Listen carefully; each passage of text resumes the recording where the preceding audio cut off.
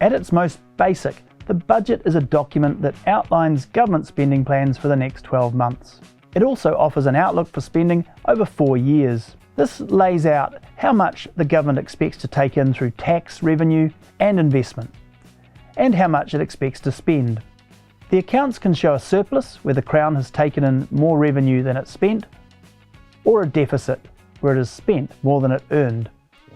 Budgets are a political battleground because they reveal the choices the government is making about how much to tax, how much to borrow, how much to spend, and where it will be spent.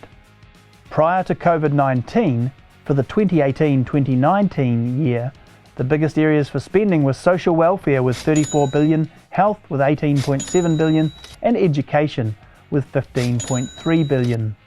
COVID changed all that, with the government borrowing 60 billion more to fund policies like the wage subsidy and other targeted support initiatives. Budgets aren't what they used to be in the 1970s and 1980s. Back then, the public watched with bated breath for tax announcements, then queued to buy petrol, cigarettes and alcohol before price changes took effect at midnight.